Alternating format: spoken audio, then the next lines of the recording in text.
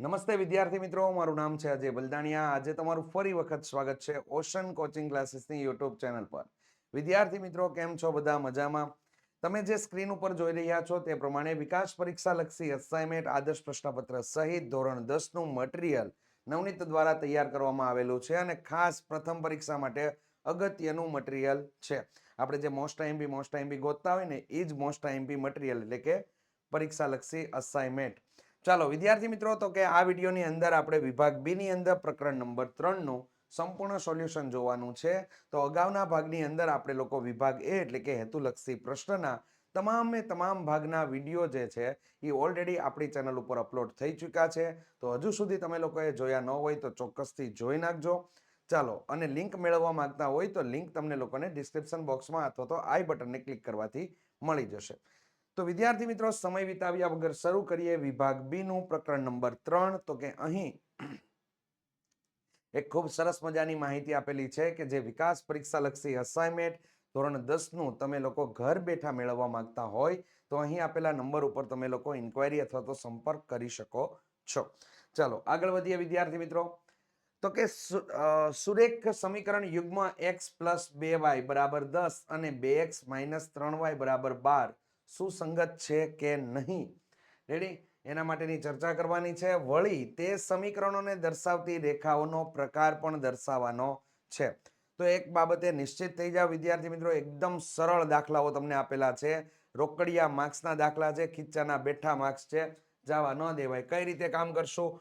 તો કે તમને જ્યારે પણ આવા પ્રકારના સમીકરણની ચકાસણી કરવાની હોય, સુસંગત છે કે નહીં એવું દર્શાવવાનું હોય, અથવા તેનો આલેખ કેવા પ્રકારનો મળે, આવી તમામ બાબતોની ચર્ચા કરવાની હોય ને ત્યારે આપેલા સમીકરણો જે તમને આપેલા છે એને વ્યાપક સ્વરૂપમાં લખી દેવાના.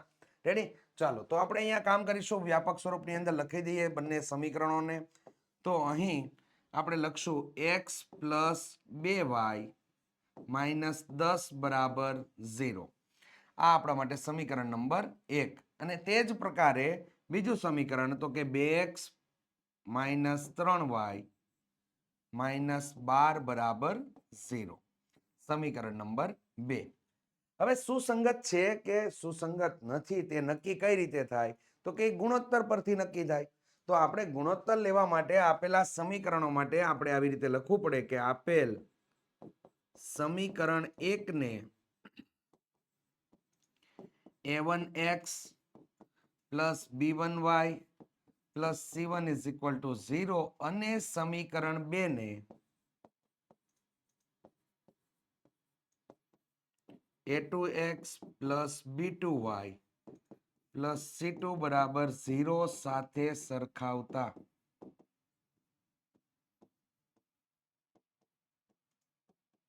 તો અહીંયા આપણને a1 બરાબર કેટલા મળી જશે? તો કે a1 બરાબર વિદ્યાર્થી મિત્રો 1, b1 બરાબર કેટલા મળી જશે? તો કે 2, c1 બરાબર કેટલા મળી ગયા? તો કે -10.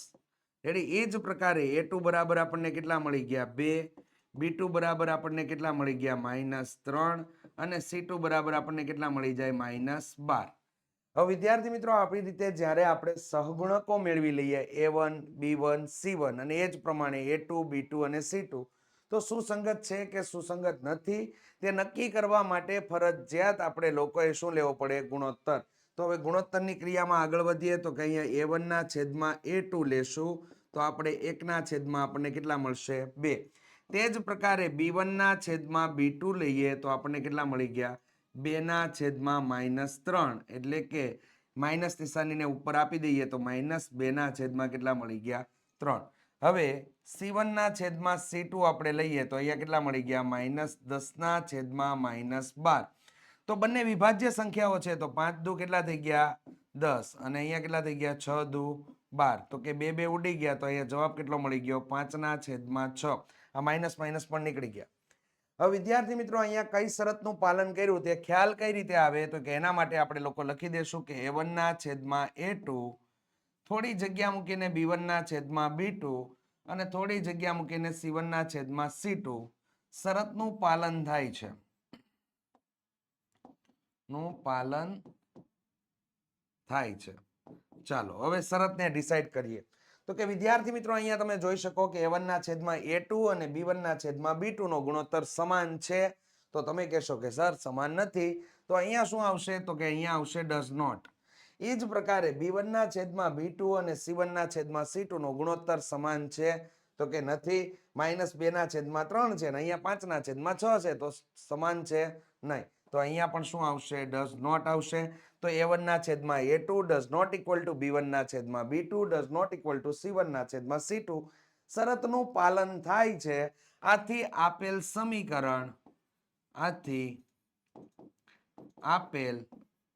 સમીકરણ સુસંગત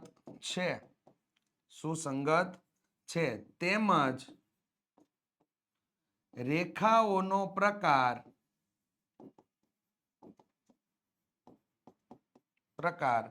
છેદતી રેખા મળે. તો અહીંયા આપણા જવાબ બે કન્ફર્મેશન ઉપર વિદ્યાર્થી મિત્રો મળી ચૂક્યા છે. તો અહીંયા જોઈએ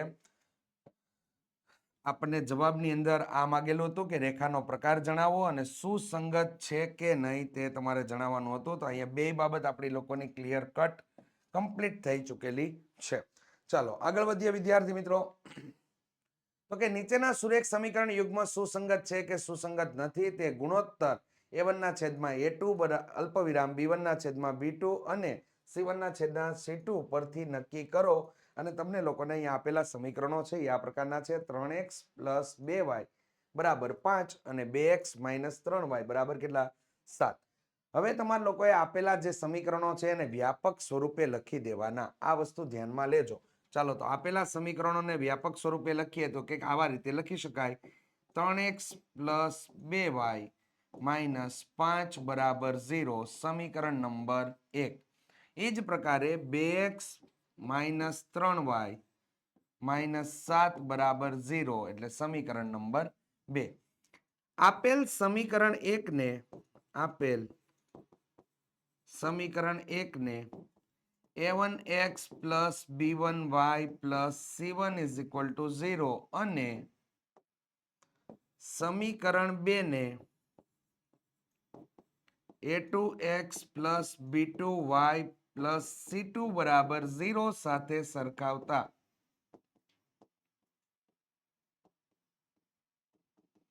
તો વિદ્યાર્થી મિત્રો અહીંયા સરખાવીએ તો A1 બરાબર કેટલા થઈ ગયા 3 અલ્પવિરામ B1 બરાબર કેટલા મળ્યા 2 અને C1 બરાબર આપણને મળી જાય છે -5. એ જ રીતે A2 બરાબર કેટલા મળી ગયા 2 B2 બરાબર આપણને મળે છે -3 અને C2 બરાબર મળી ગયા આપણને -7.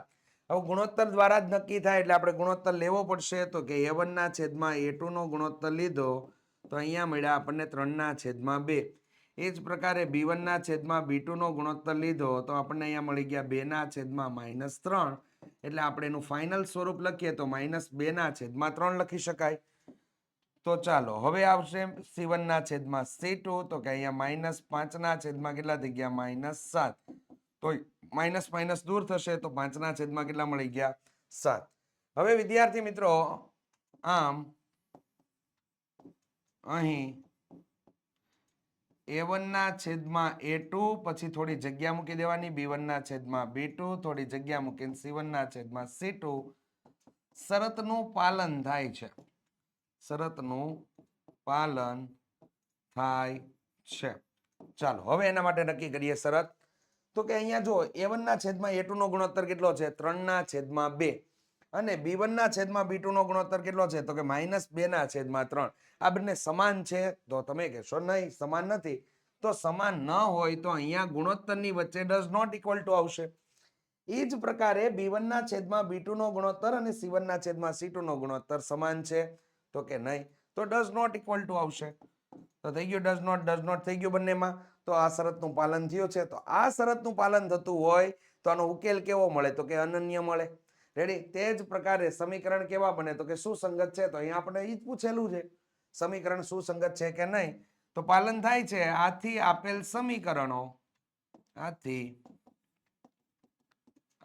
સમીકરણ કેવું છે સુસંગત છે.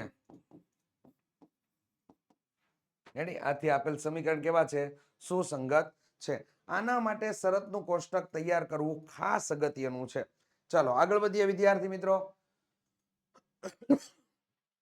જો સુરેખ સમીકરણ યુગ્મ 2x - 3y બરાબર 12 અને 6x + ky બરાબર 36 ને અસંખ્ય ઉકેલ હોય, અસંખ્ય એટલે કે અનંત ઉકેલ હોય, આ ધ્યાનમાં લેજો, આવા શબ્દ તમારા માટે અગત્યના હોય છે. અનંત ઉકેલ હોય તો કે ની કિંમત આપણે લોકોએ શોધવાની છે. મેં તમને શરૂઆતમાં જ બતાવ્યું કે આવા પ્રકારનો કોઈ પણ દાખલો તમને પૂછાય એટલે આપેલા સમીકરણના વ્યાપક સ્વરૂપ લખી દેવાના. તો આપેલા સમીકરણના વ્યાપક સ્વરૂપની અંદર આપણે જોઈએ તો અહીંયા થઈ ગયું 2x - 3y - 12 બરાબર કેટલા થઈ ગયા? 0. સમીકરણ નંબર 1. અને એ જ પ્રકારે બીજું સમીકરણ 6x + ky બરાબર કેટલા થઈ ગયા? સોરી, -36 બરાબર 0. સમીકરણ નંબર 2.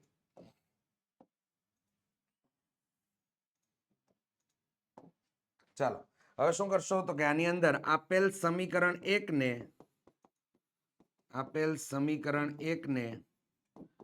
a1x + b1y + c1 = 0 અને સમીકરણ 2 ને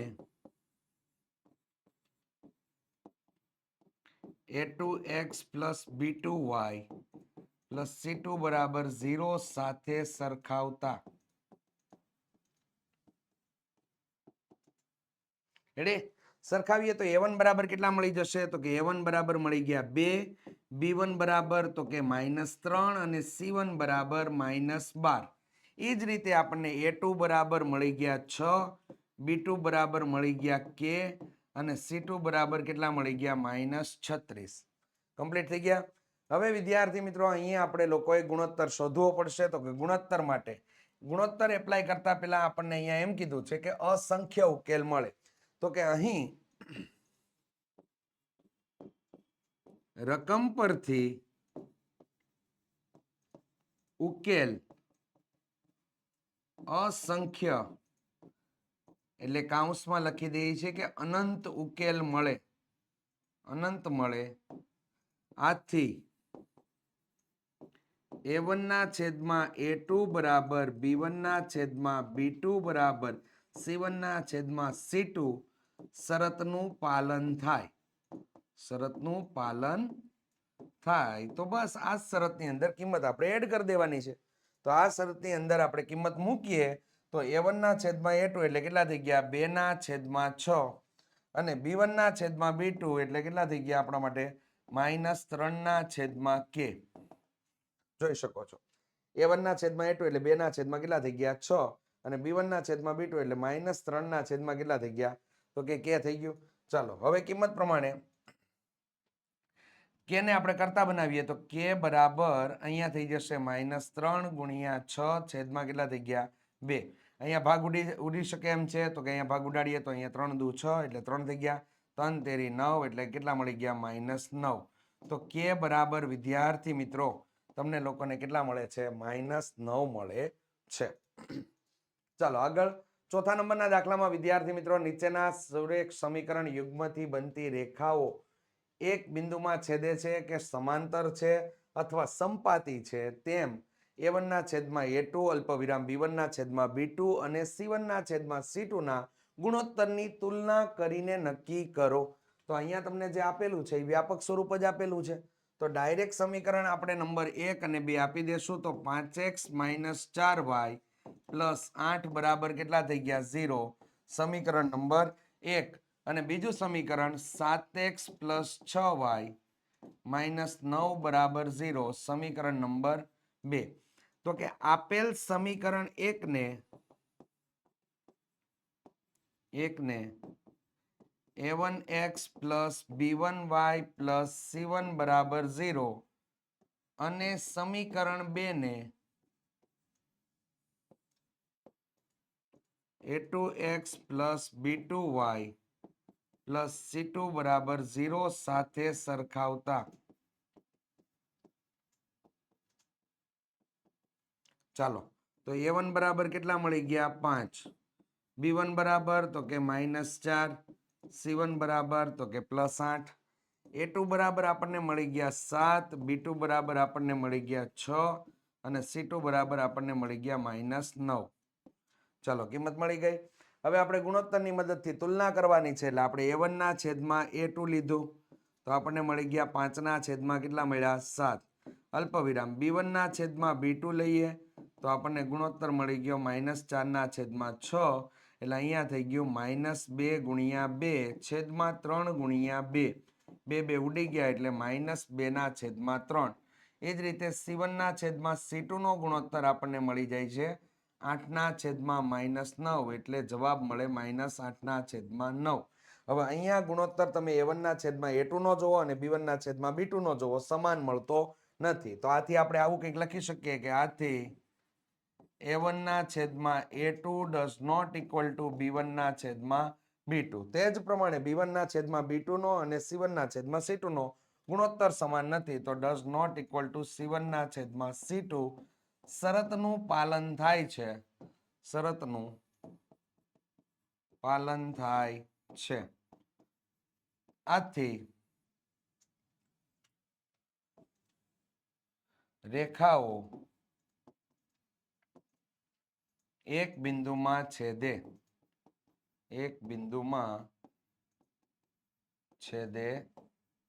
છે. રેડી? આ રીતે કામ કરવાનું છે. ચાલો આગળ વધીએ.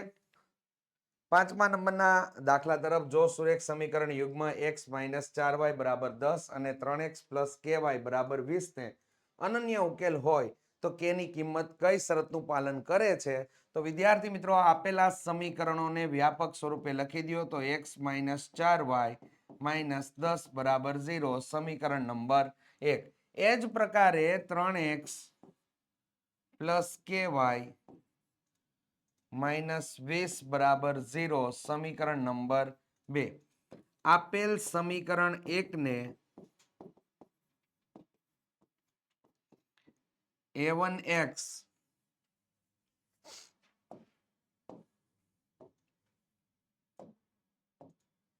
આપેલ સમીકરણ 1 ને a1x + b1y + c1 = 0 અને સમીકરણ 2 ને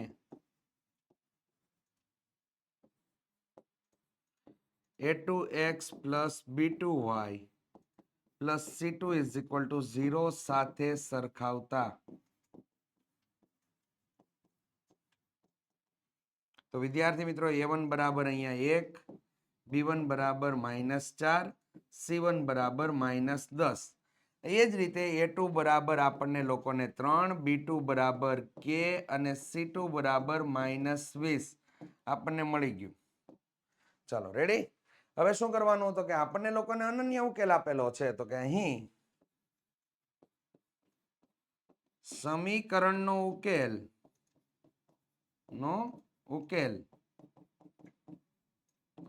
અનન્ય આપેલ છે. આથી a1 ના છેદમાં a2 does not equal to b1 ના છેદમાં b2 does not equal to c1 ના છેદમાં c2 શરતનું પાલન થાય.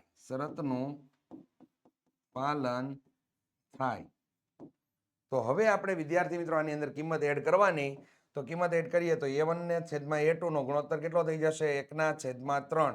એ જ પ્રકારે ડઝ નોટ લખીને b1 ના છેદમાં b2 નો ગુણોત્તર -4 ના છેદમાં કેટલો થઈ ગયો? k. અહીંયા જોઈ શકો a1 ના છેદમાં a2 નો ગુણોત્તર એટલે 1/3. ડઝ નોટ ઇક્વલ ટુ કરીને b1 ના છેદમાં b2 નો ગુણોત્તર એટલે -4 ના છેદમાં કેટલા થઈ ગયા? k.